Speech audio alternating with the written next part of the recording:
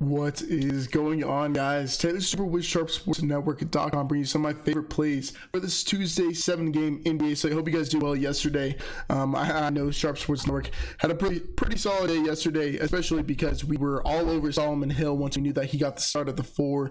Just because we knew that Bruno Caboclo would get all those minutes at the 5 behind Jaren Jackson, just because they had no other bigs simply without Brandon Clark and Jonas Valanciunas. Made it pretty easy to slide Solomon Hill in for 3.2K.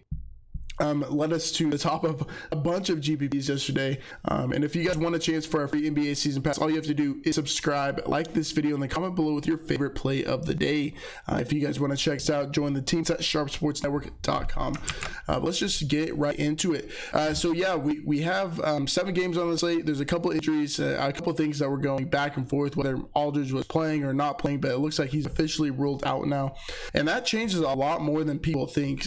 It's not just opening up usage for a guy like DeMar DeRozan, but it's opening up a ton of minutes, because without LaMarcus Aldridge there, they really lack players that can play minutes at the 5. They have Jakob Poeltl and they have Drew Eubanks who will back up Poeltl. We saw just last game when LaMarcus Aldridge missed, Poeltl got the start, Rudy Gay slid in at the 4. Jakob Poeltl ended up playing 8.5 minutes in that first stint, about 8.5 minutes that second stint. So he played 17 minutes in the first half, was on pace for 34 minutes over the course of the game, but the game ended up blowing out. But he should be, like I said, playing 32, 34 minutes. They rose his price a bit across the industry. 4.8K over here. On FanDuel, he is 5.1K, and over here on FantasyDraft, he's only 9.3K. So very affordable on all the sites. And I haven't seen very much ownership on him. I haven't heard many people talk about him yet, but he's a slam dunk play for me. I absolutely love him today. They're going to need his size against a guy like Clint Capella, because since coming back from the injury early on in the season, he has been playing mid to high 30s in minutes, just like we saw last year, because we saw at the beginning of the season he was playing, his minutes were super volatile because he was dealing with that injury.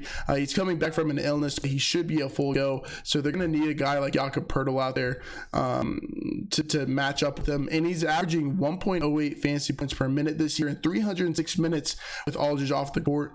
And that leads to Rudy Gay and DeMar DeRozan being some of the best plays on the slate as well. Rudy Gay averaging 1.19 fantasy points per minute. DeMar DeRozan averaging 1.36 fantasy points per minute with LaMarcus Aldridge off the court. I'd love to play DeJounte Murray, but he just really doesn't. He really isn't getting the minutes just yet, coming off that ACL tear last year. So yeah, across the industry, I mean, I could start my lineup with 3 of these San Antonio Spurs guys: Gay, DeRozan, and Jakob Poeltl. Very, very affordable for their respective prices, and they get a match against the Houston Rockets, who are the 3rd fastest team in the league, middle of the team in terms of defensive rating. But if we look over here at the Fantasy Labs Vegas odds, with Aldridge moving out of the lineup, they only moved from 6-point to 6.5-point dogs, still projected for 114 points on the slate, one of the highest on the slate. So I want to get a bunch of these Spurs in. I might bring it back with a guy like Clint Capella at 7.8K. I think I'm going to get him at super low ownership. One of my favorite GPP plays of the slate, and I don't think very many people are going to be on him. So if you want to bring it back with somebody, that's who I'm going to do it with. And everything, we want to get all these cheap guys in, because the goal of the slate for me personally is to get up to a guy like Luka Doncic against the New Orleans Pelicans team, who's just super, super fast and super, super bad on defense. And Aldridge, or Luka Doncic, has been an absolute monster this year. And now one thing that we're still waiting on is the news of Moritz Wagner, which is really massive news, and I don't think people are really realizing that all that much. We saw that he missed last game, and when he's out, I was all over Thomas Bryant, just because if he can avoid foul trouble, he's going to play 32, 34 minutes if Wagner's out, because Wagner has been playing so well coming off the bench that I had been eating into Thomas Bryant's minutes, regardless of him getting into foul trouble or not. So if he is out, the only other guy that can play back up 5 minutes is Rui Hashimura, who ended up playing 38 minutes this last game. with Wagner out. Now, most of that came because of a blowout. He probably would have ended up playing still 35 minutes, but not many of those minutes would have been at the 5. But again, Thomas Bryant, in that first half, he played an 8.5-minute stint, then a 5-minute stint, and then another 5-minute stint. So he was on pace to play high 30s in minutes this game, but the game ended up blowing out. He was able to avoid foul trouble, and he gets a decent matchup against Orlando Magic team, who's without Nikola Vucevic, and without him, their defensive rating takes a massive hit.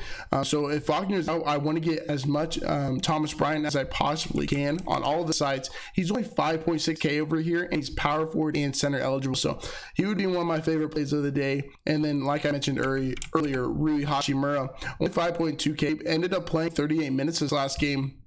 And he's a really good fantasy producer. We see that on the year, Rui is averaging 0.89 fantasy points per minute. And if you take out Thomas Bryant and Mo Wagner, and so the few minutes that he gets at that 5, it's in a small sample size, but he's averaging about a point per minute at the backup 5. But he's playing the 4 and the 5. It's just like yesterday's situation with Frank Kaminsky. All the bigs were out, so he was forced to play all those bigs. And then Dario Saric, the 4, was playing the backup 5. So it's the same situation with today with Thomas Bryant and Rui Hachimura. I'm going to get a bunch of these guys in. And again, Thomas Bryant's averaging 1.1 fantasy points per minute on the season in a 510-minute sample size, pretty large sample.